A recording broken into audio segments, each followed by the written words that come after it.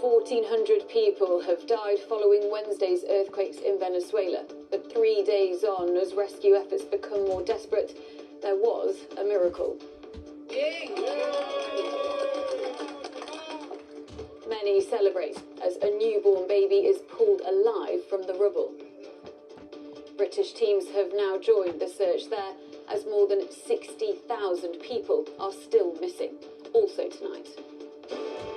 2 more victims of open water swimming during the UK's heatwave are named as conditions calm here, whilst Europeans are bracing for temperatures to rise again.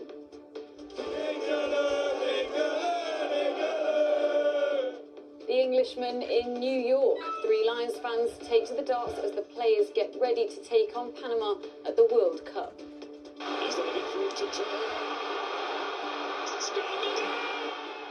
But is this...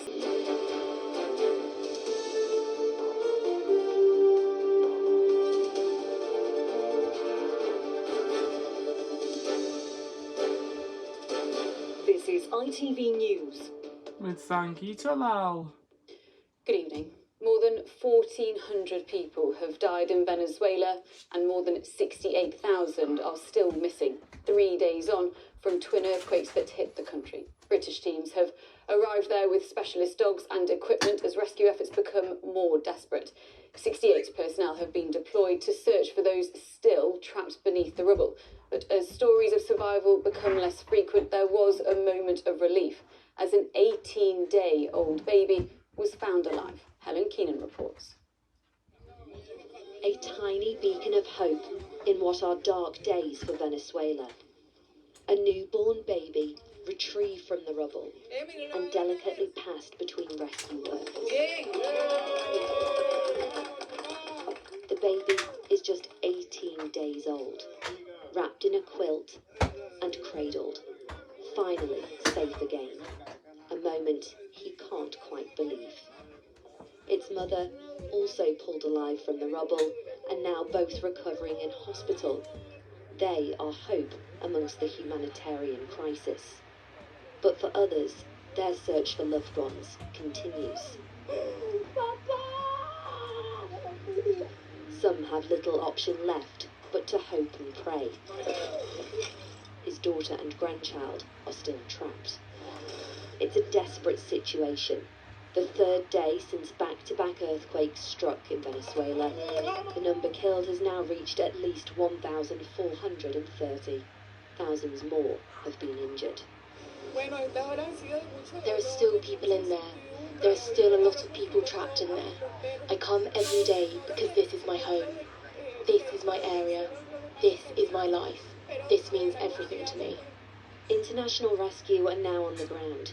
We understand British teams have also arrived to join the search, trawling through the remains of buildings. Few countries are less prepared for a disaster of this scale than Venezuela, hit by sanctions and with infrastructure suffering from years of neglect. Acting President Delcy Rodriguez has been visiting areas of destruction. Venezuela no está solo. The tragedy currently casting a shadow over the state of La Guaira casts a shadow over all of Venezuela. These next few hours are critical.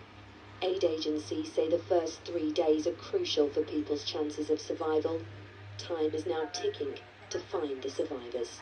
Helen Keenan, ITV News. Well, as rescue teams land in Venezuela, so too has our correspondent Dan Rivers, who sent this update from the airport a short while ago.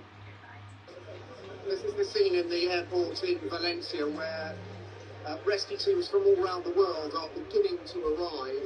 People from Mexico, from Japan, from Panama, from Spain, some of them with dogs who are trained to sniff out survivors. A lot of these teams are bringing in generators. Some of them say they have drones, specialist cameras to look in the rubble as this search for survivors really starts to ramp up now. The Venezuelan authorities apparently are sort of opening up their border in a country that has hitherto remained very restricted. I think the message now is that they need these people to get in as quickly as possible and get to the buildings that have been damaged.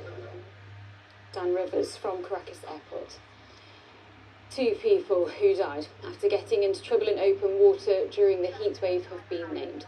Tributes have been paid to 13-year-old Hayden Jones-Powell and 22-year-old Brodie Leach. At least 5 people have died after entering water over the last 3 days as temperatures soared across the UK. But as conditions begin to calm here, Europe is expected to see record-breaking highs again, as Max Walsh reports. 13-year-old Hayden Jones-Powell was described as a cheeky, gorgeous boy. He went to cool off in Bislake in Syston with friends after school earlier this week, but he got into difficulty and never came home. It comes as 22-year-old Brodie Leach's body was pulled from the water in the River Severn in Shrewsbury this morning. And elsewhere near Southampton, police searching a nature reserve for a missing 15-year-old boy last seen swimming in a lake say they too have found a body. The deaths have prompted renewed warnings about the risks of swimming in open water during this unprecedented heat wave. Today in Hampstead, swimmers enjoyed making a splash, but additional patrols have been introduced to help keep people safe, as an amber warning for extreme heat remains in place tonight. And while the temperatures are starting to drop here, on the continent, the record-breaking heat continues. In Rome, tourists were looking for any chance to cool off, as red alert heat warnings were issued to 18 Italian cities, and visits to A&E have risen by 15%. It's very hot and just water. We need water, a hat for your face because it's burning. I always have the fan all the time and we drink a lot of water because it's impossible. It's really hot. Many headed to the coast for some respite, but the temperatures are set to get hotter still in some parts of the country, with fears even more lives could be lost. Max Walsh, ITV News. England's World Cup journey continues tonight against Panama in New Jersey. It's a match you can see here live on ITV, and the 3 Lions fans who've travelled to see it in person have been treated something quintessentially British, a night at the darts. Our sports editor Steve Scott reports. When in New York, it's obvious, go to the darts. The iconic Madison Square Garden felt more like Ali Pali last night, as fans found a home from home ahead of England's match against Panama. We've been to the group games and then we're going to go home, sell my house, and then maybe I can make a ticket for the semis or something like that. Ghana was a bit flat, but we went to Dallas. Tomorrow we're going to smash it. We're as good as anyone else. Team-wise, he's got the right tactics.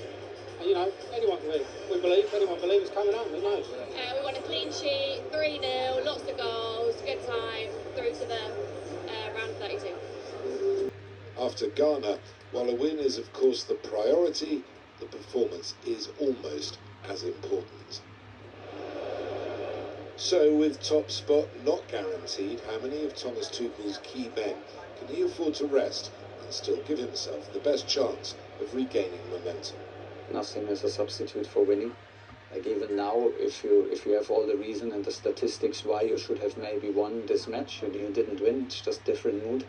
That will never change. That doesn't change in a World Cup team, by the way, and this doesn't change in Sunday League football. If you don't win, the afternoon, the evening is not the same, the next morning is not the same, you're just not in the same mindset. This morning, as kick-off drew closer, the optimism continued to grow. Fans have great faith in this England squad. Most are predicting a Panama pasting. I think it's going to be goals galore. I think there's going to be a lot of goals. Not so much for Panama, but definitely about 5 for England. I think 3 or 4. Should be, but, you know, who knows? It's England. I think the score is going to be 2-1 England. I think definitely England's going to win. We only need to win 6 more games, and that's it. You know, then we win the championship. England thumped Panama 6-1 at the Russia World Cup, their only other meeting. Nothing more to lose, so will they play with a freedom that might unsettle the 3 Lions? Not too long we'll know the answers to all these questions. The path of England's American adventure will become much clearer. Well, Steve joins us now from outside a very wet stadium. So, Steve, will England put on a show and give fans something to celebrate tonight? Well, your guess is as good as mine on that one. I think all sorts of permutations about where England could finish in this group. Top the group, second or third tonight. The one that England fans are working on, of course, is they beat Panama this evening and Ghana don't beat Croatia by a hatful of goals, and England would finish top. So what about today? Well, Thomas Tuchel has a balancing act, really. How many of his key players can he rest without disrupting the team too much? That was the downside of not beating Ghana. And he's got injuries to deal with. Reece James, we know, is out, but Declan Rice and Elliot Anderson in midfield also are doubts. Will he risk them? We'll wait and see. For those planning ahead, if England do win this group, it's a quick turnaround. Atlanta on Wednesday is the next game, probably against the Democratic Republic of Congo or Senegal. If they don't win tonight and they finish second, well, that means Cristiano Ronaldo and Portugal most likely. So there's a lot riding on this game tonight. The rain, by the way, is due to stop before kick-off. Thank you, Steve.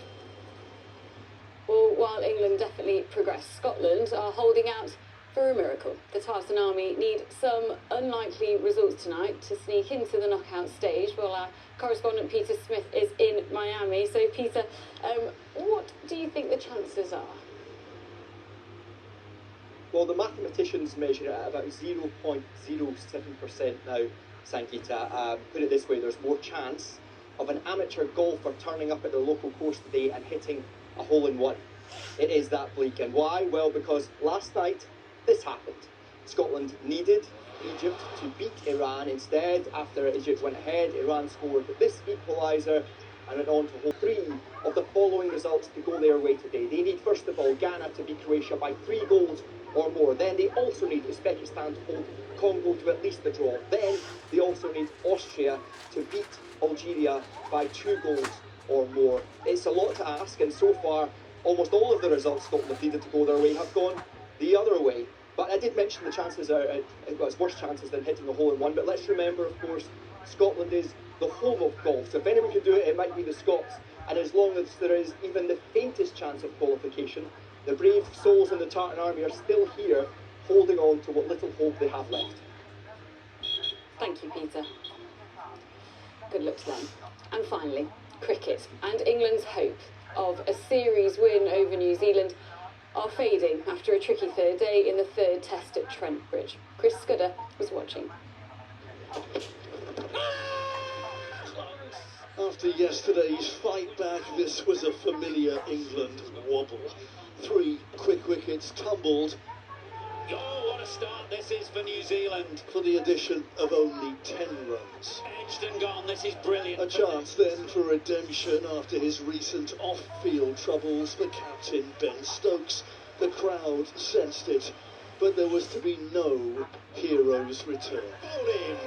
That is nipped back from Harry Brooks' half-century stopped the rot, but once he had gone, England fell 84 behind on first innings. Second time around, New Zealand also hit trouble. Both first innings century makers went cheaply to Jofra Archer. And just when you thought it might not be Harry Brooks' day,